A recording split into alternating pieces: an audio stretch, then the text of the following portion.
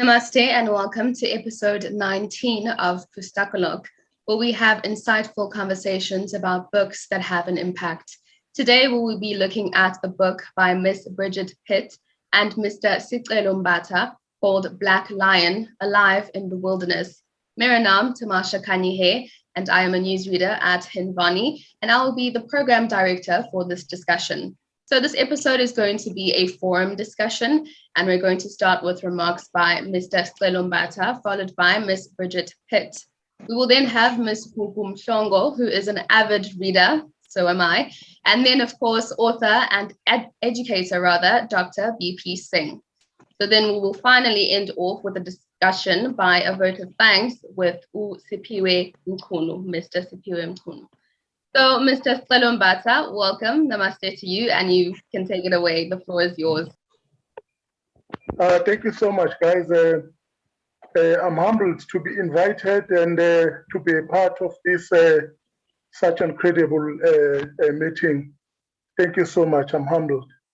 The book is called Black Lion, Alive in the Wilderness, even though it does not characterize animals, but it characterizing the animals that within us.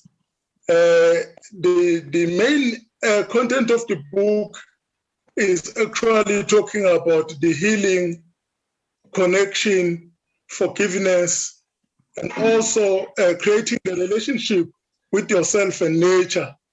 The book is about my own journey into the wilderness as the wilderness guide. So about my experiences that I went through, about the education that I have learned from the wilderness by taking people from all different races and see the impact that has been created by the wilderness in people's heart. And I've decided that with Bridget Pitt, we've decided that this should put down on a paper, so that people can be able to read these things and be able to use the book to connect with themselves. We all understand that COVID-19 has created and evaporated a lot of opportunities in us as humans.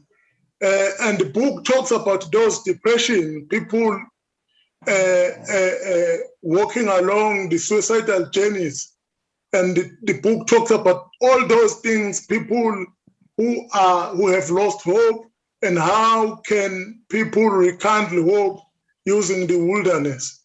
It does not only touches about those healing elements only, but it touches about what is Ubuntu and why we're losing it, why we have lost it, and how can we regain those things. Learning from the elephant bull, learning from the female elephant, leading the breeding herd, learning from the wild dogs, and how can we rekindle all those things. And so that's how Black Lion actually has created. It's on the foundation of finding yourself through nature or using nature to escape from your emotional conflicts and discover yourself, through nature. Thank you very much for that, Mr. Sicelo Mbatha. If you are done with your remarks, we can have the remarks by Miss Bridget Pitt. Thanks, Tamasha. So I was very fortunate to be part of this journey. I'll just show you guys a picture of the cover, just so we have a nice reference of what we're talking about. I've known Sicelo for about 10 years now, and the very first trail I did with him just completely opened my eyes to a different way of seeing and a different way of being in the world. And one of the things he said to us, it was raining a lot, and he said to us, we must just embrace the rain because it's part of where we are.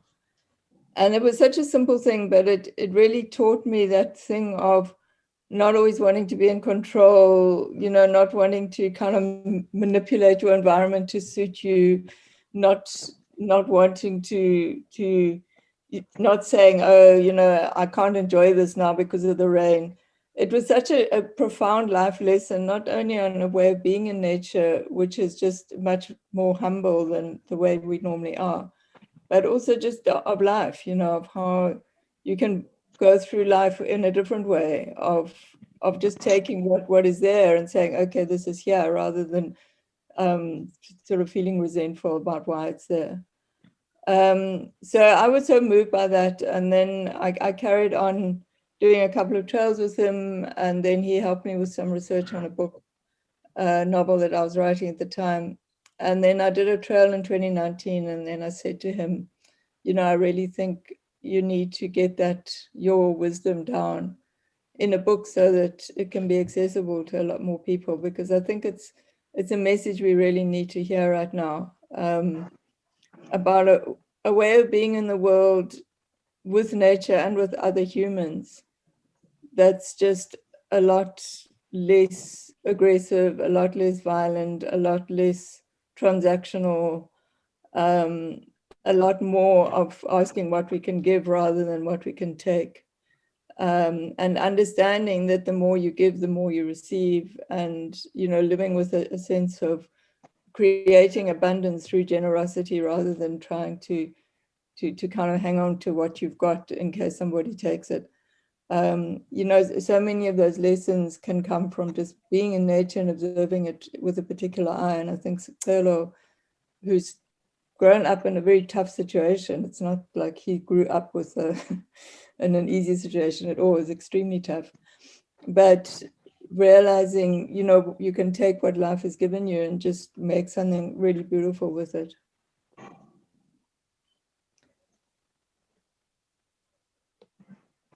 Thank you for that, Miss Bridget Pitt.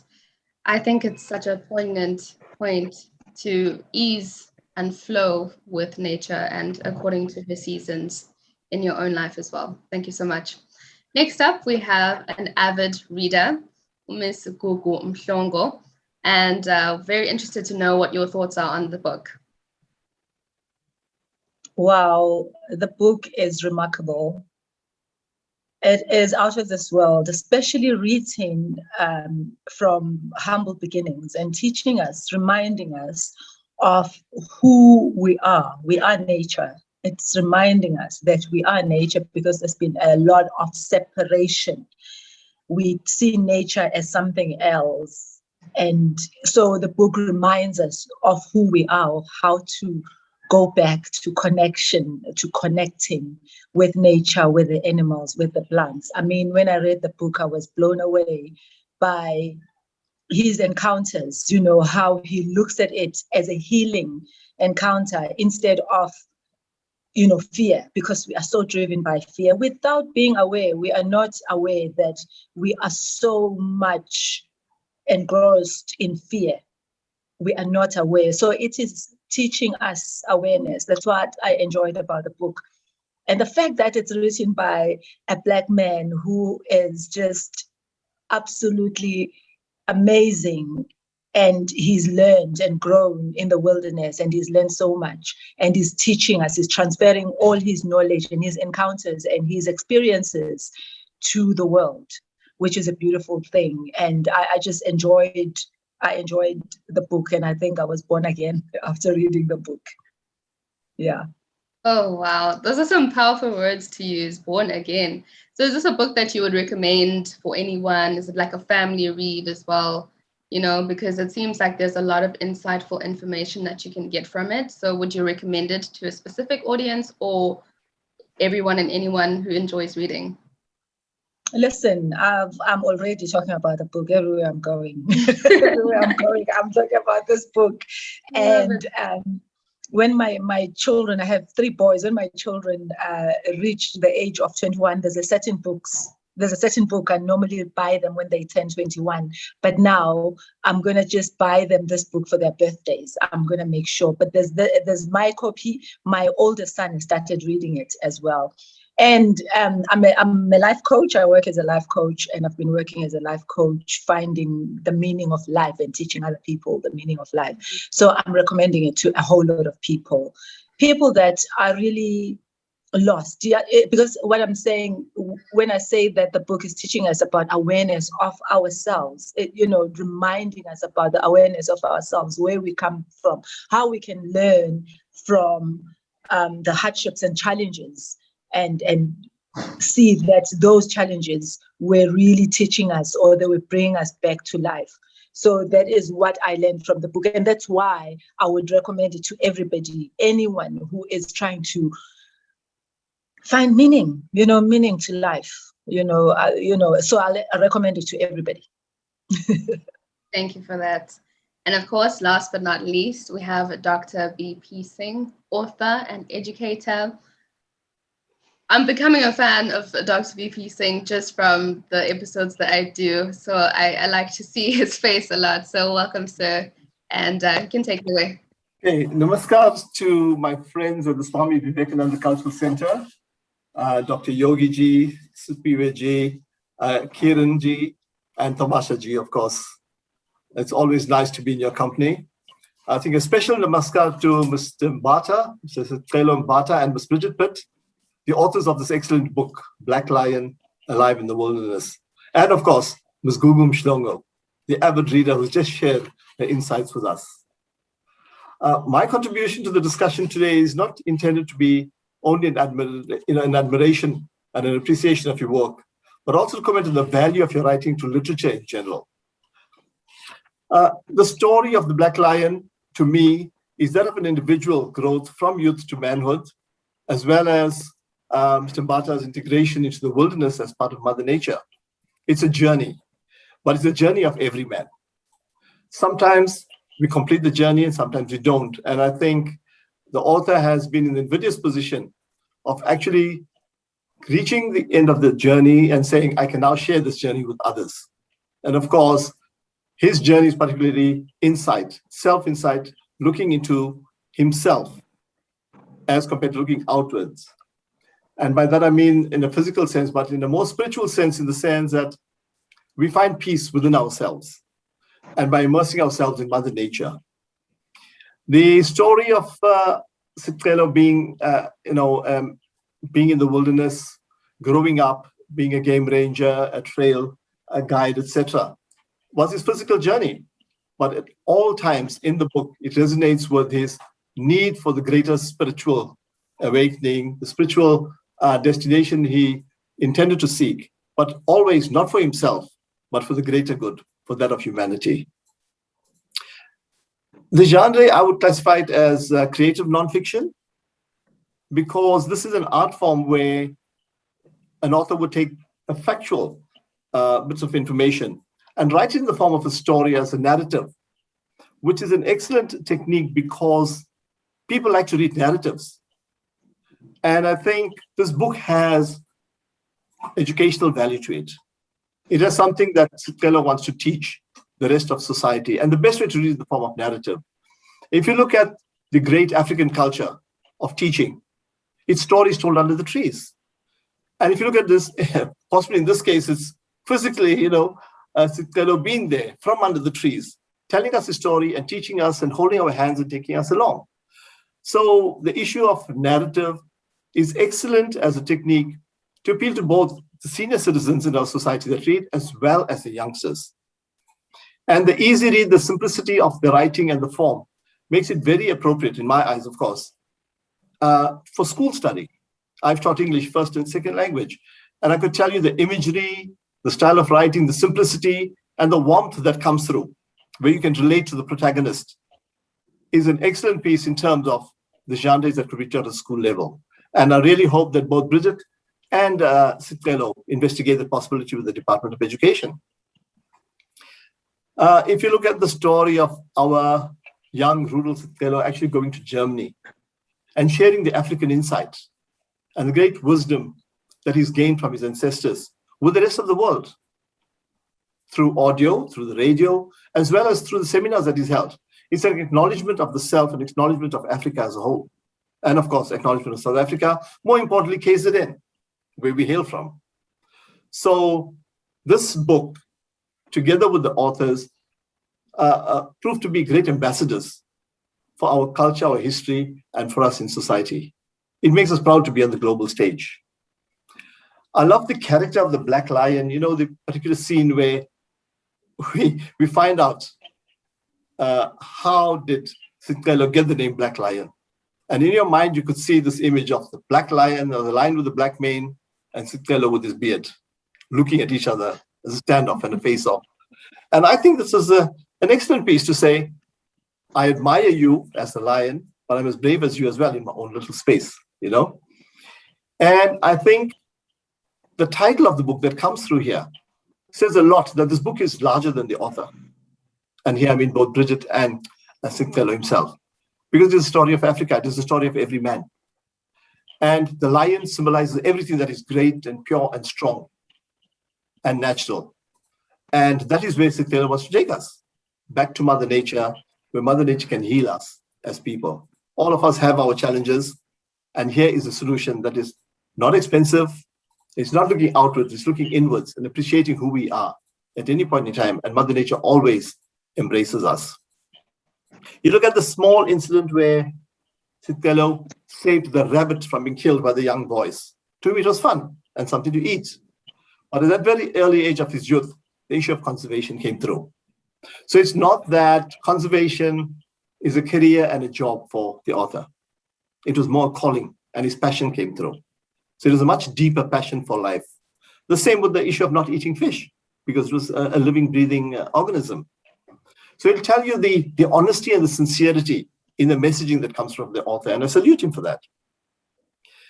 I love, of course, the interaction with the rhino, the lion, and the elephant, especially when, as Sicelo just mentioned, the manner in which the elephant can live the spirit of Ubuntu by digging for that water which other animals cannot. The elephant has the water and makes the water available to everyone else. It is one animal helping the other, and the spirit of Ubuntu is one man helping the other. We are because we are together. And so there's a great many lessons that can be learned from this book. And we all tend to relate to animals, whether it's a cat or a dog at your house. So the use of animals to actually carrying the messaging to us is very close. It's easier than a human being doing it. But in the same vein as well, the issue of the rhino charging Sicelo, or when Sicelo puts his hand on the spoor of the lion and he connects with the lions. The whole issue of connectivity comes through very, very strongly in the book. And that connectivity goes beyond that of human to human, from one organism to the other, and of course through the earth and that which is natural. It tells us the oneness of the earth and the entire earth as a living organism, with each of us playing our little roles. But it was so nicely, there were so many times where Sicelo very nicely said to the elephant or to the animal, I'm passing. I respect you. Told the elephant, let me pass this way. And the elephant calmed down and let him pass. The very same with the rhino that charged him, and then the rhino lay on the floor, rolling, all at ease. It was because of the connectivity of man to the animal. And what comes to mind is this message that Sicelo is giving, that we can communicate with each other without using words. The telepathic aspect of communication. And so when it naturally progresses towards the therapy and the trails that it takes people to find peace and solace with themselves, it's all a natural progression throughout the book itself. Looking at the issue of his writing style, as I said, the simplicity of it, the narrative nature of it, allows him to carry his message across the board and to any reader and to every reader without being up in your face kind of thing. And that is an excellent technique in carrying the message across, because this book is not just him writing about the experiences, but about the messaging that he has for society as a greater whole. I love that there are many themes in this book. And I think one that's very strong for me is the love of the land. His connectivity with sleeping under the stars, associating with animals, touching the ground. Many of us in our high-flying careers, we forget where we start from, that we are grounded through our feet. And we have our shoes that keep us away from the ground on which we walk. And I think the story tells us you are part of the earth. And that's where you find your peace and solace. And if you look at that, I'd just like to read an extract of what he says that touches me. And I quote, "Seeing these different animals at peace created a deep easing of my heart that calmed the agitation of my soul. For me, those are very powerful words. It was external force of nature that gave him peace with himself. Also, the issue of learning from nature, as I mentioned, the issue of Ubuntu, animal sharing. You spoke of the oxpecker and the rhino having a symbiotic, synergetic relationship. And that is what man is supposed to do today in peace. And it causes us to reflect on the fact that if there is peace and harmony in the animal kingdom itself, why can't there be peace and harmony with us as people? We are supposed to be highest up in the chain of command, in the food chain, in our thought processes. But we are not at ease than these simple animals that we tend to look down upon. And it makes you reflect of the self. And any good piece of literature will allow the reader to reflect and self-reflect. I'd just like to read another point on Ubuntu that touched me. And I quote, "How unselfishly all the animals bring benefit to one another. How peacefully they share the resources." And Sicelo compares that sharing and that Ubuntu with the food and the relationship he shared with Baba Tabete and Tubisani Kumalo. They shared the food with him when he didn't have it. And so that messaging that came through from the animals was experienced by Sicelo himself. And I think that is what brought him closer to the ground and the land. And his love for South Africa and the land comes through clearly across in everything that we say, that we read. From the messaging point of view, I'd just like to comment on the fact that our peace and future, as far as the author is concerned, lies in immersing ourselves in nature from where we all hail. That's where we come from, that's where we'll go. And towards the latter part where Sicelo takes the people on the trail and the issue comes up where there's minimum talking. Initially on the trails, you're there to see everything external. And when it came to walking without talking, it became an internal matter of the walk. And that's where his therapy came, to allow people to be able to heal themselves. The fact that they've had to leave their technological, gimmicks, all the gadgets like your cell phone and your computer, etc., in the camp and walk just with yourself and silence and make me time was actually a great healer in its own ways. No artificial medication, nothing for you to take, it's just you healing yourself. And of course, he's got many examples of people that were unwell and that came on, just find peace. And when we say unwell, I mean in the broader sense of the word. I'd just like to quote something he said about the physical trail that he walked, which became a spiritual trail. And I quote, "I began to understand that the essence of the healing power of the wilderness is not just about being physically present in it. It is about finding connection with it." Very often we see ourselves as outside the reality that is happening around us. And I think Sicelo's physical walk and the spiritual walk that he took was to get people to get back to where they belong. The company that is formed, Umikwane Co-Tours, which later changed to Sacred Pathways, actually indicates the spiritual growth of the author as the concept he had from that of a boy, which he realizes towards the end of what he wants to give back to society. I take with a pinch of salt that when he started his company, there were certain challenges that emerged that were not there before. But those were, I think, the times, and the reader will understand the times we lived in, and where Sicelo lived, where he wants to make a difference to society. And of course, while you have all these practical, all the ideas and the ideologies of growing man, sometimes the practical day-to-day life throw the challenges in the way. But of course, because of the author's strength of character, he persevered, and he's living out his dream right now. I just want to comment, of course, on the pandemic. I was very glad that the pandemic was mentioned in this book, because in this journey of looking at the physical from the way we grow up to looking internally to the latter part of maturity in our lives, that's what the pandemic did to us. It took everything that we knew, turned those things on its head, and gave us a great big wake up. And in the times when we stayed at home with our families, isolated from the rest of the world, etc., it gave us time to reflect and look deeper than ourselves into what truly is the meaning of life. Sicelo does exactly the same thing. And in this time of great strife in the country, in the world, where people are struggling in various forms, this book gives hope. So it's not just a theoretical message that he's putting out there. It is a message that is needed right here and right now, across the spectrum for every single human being. So whether we tell his story to someone else, even if they don't read the book, and we hope they read the book, the message is carried through. I just want to leave you with one more piece of reading that really touched me, and please just indulge me. And I quote, it's on page 65 of his book. I have continued this ritual of meditating in solitude and darkness throughout my life. Each time I perform it, I seem to go deeper and deeper. Sitting in darkness is a powerful incubator for the transformation of thoughts, body, and soul for all life stages, including light and darkness.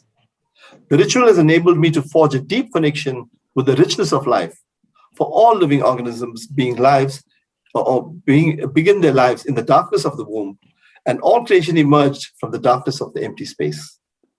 It has become a doorway, enabling me to step from the material world into the sacred, invisible world.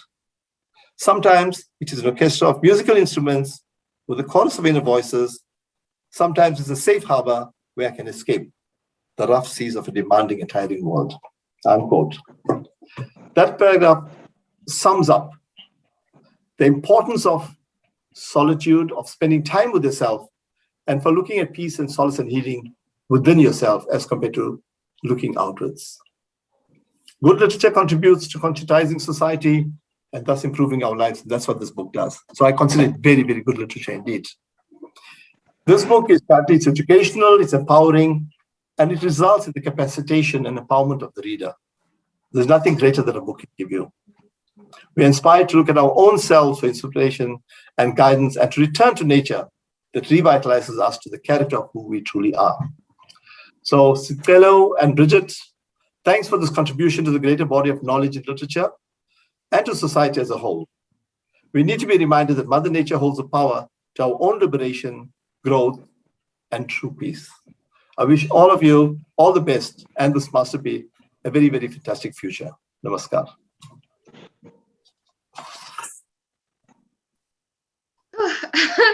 Thank you so much, Dr. Bp Singh, for those remarks.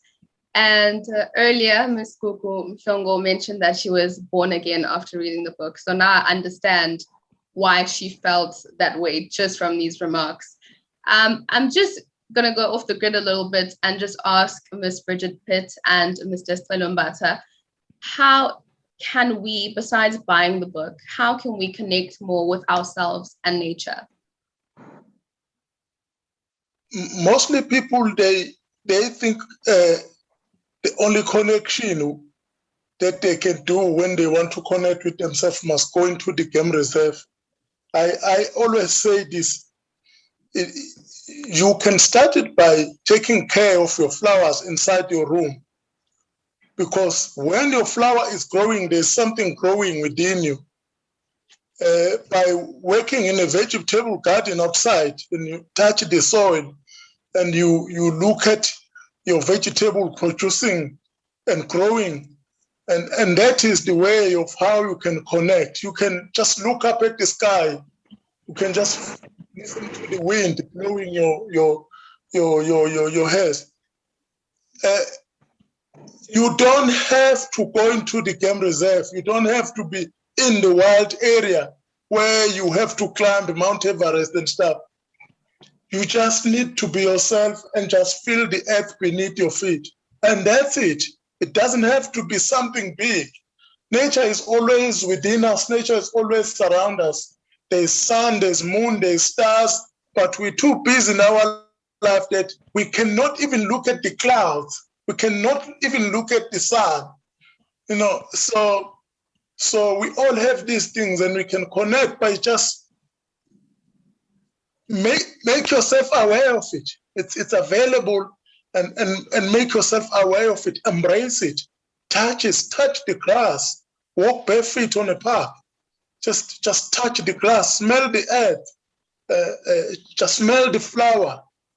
And people seem to shy away from those things because we being caged by do not touch this, sanitize before you touch this. And we only forget that the only healing that we can get is to connect with nature. That's where we can get properly healed. It's when we start engaging ourselves with nature and consider ourselves as a part of everything. Yeah, I can't add too much to that. I think it's really about opening your eyes, opening your senses, and just being present to what is in front of you, not in a kind of judgmental way, not in a way of, oh, that's a weed, I must go and cut that down. But actually just, look at I sometimes find just even looking at the so-called weeds growing through the cracks in the pavement, my heart lifts because there's life that's coming through this kind of very dead place, and it's defying all our efforts to stamp it out, and coming, I just get such inspiration in a way from that. So I think it's letting go of our human wish to dominate everything, and meeting it as a friend and an equal, and often a superior, actually. Thank you so much for that. That's a beautiful reminder for everyone, especially now we're busy working, gadgets all around, cell phones, tablets, laptops. We don't have to go on a retreat to experience nature because it's all around us and we can access it whenever we want. And speaking of access, where can people access this book? It's in all the bookshops and online. Pretty much wherever you normally get a book, you'll find it. It's also, we've actually got an Audible version as well. So if you'd rather listen than read, then you can get that through Audible on Amazon. Perfect. Thank you so much once again. We will now have the vote of thanks by Mr.Sicelo Mbatha. Namaskar and greetings to all of you. On behalf of Swami Vivekananda Cultural Center at the Consulate General of India in Durban, I am delighted today to give a vote of thanks on episode 19 of the program Pustakalok. Pustakalok is about discussions of the book. Today's discussions was about the book called A Black Lion Alive in the Wilderness, authored by Miss Bridget Pitt and Mr.Sicelo Mbatha. So to this wonderful soul, thank you very much, for reminding us of nature. Because as Mr. Sicelo had said, that we tend to forget simple things that nature can offer to us. You see, like a smell of rain, it's a different thing, but we take it for granted. Like the smell of rain when it touches the ground, that smell, only nature can offer you that smell. Like the feeling that you have when you walk barefooted, that feeling that only nature can offer you. So as Mr. Mbatha had said, there are so many things that nature can offer us, but we tend to, live our busy life and ignore simple things. Where I am coming from, my grandmother used to say, whenever you have something that you want to say, but you don't want to share with any human being, you must go to the nature, the tree. Tell the tree, I've done this, I lied to my parent, and the tree will not say anything. On top of that, the tree will not share your story. So that's how we trust the nature. So the way nature is treating us, it is better than the human beings. These days, I will prefer to meet an animal at night than the fellow human being. Because the treatment that I will get from the nature, it will be better than the treatment that I will get from the human being. So all these things are small things that all of us doesn't care, doesn't bother. But all these things, nature is there waiting for us. So thank you to Ubaba Sicelo Mbatha and Miss Bridget Pitt, for reminding us all these little small things that, we tend to forget because we are living such a wonderful life. We are committed in this. We don't want to do this. But what we know is nature is waiting for us. Nature offers us so many things that can help us, that can grow us, that can push us to our destiny. So I'm trying to show the excitement that I have this evening regarding this book called Black Lion Alive in the Wilderness. So to Miss Bridget Pitt and Ubaba Mr.Sicelo Mbatha, I will mouthfully say, we are waiting for White Lion Alive in the Wilderness. So we are waiting. As we know, there was Taj Mahal, which was white, and the founder of Taj Mahal was planning to build a black Taj Mahal. So this also, we are saying, yes, we know this black lion is touching us, so we cannot wait to have the white lion alive in the wilderness. So to both, thank you very much, ma'am, and thank you, sir. To Dr. Chaitanya Prakash Yogi, Director of the Swami Vivekananda Cultural Center at the Consulate General of India in Durban. It gives me a great pleasure to deliver a vote of thanks on today's program.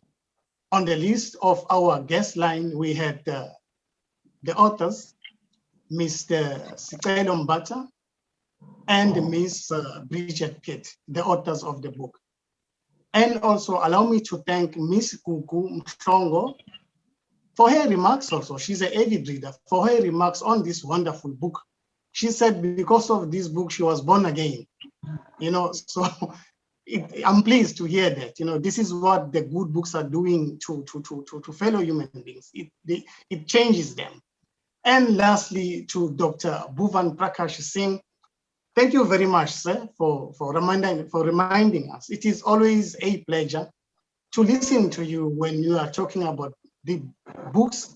Every time when you talk to us, we really enjoy, we really appreciate, even this episode of 19 today, we are still appreciating all the dedication that you are doing to us about this life lesson book. So to all our online guests, speakers, thank you very much for what we have done this evening.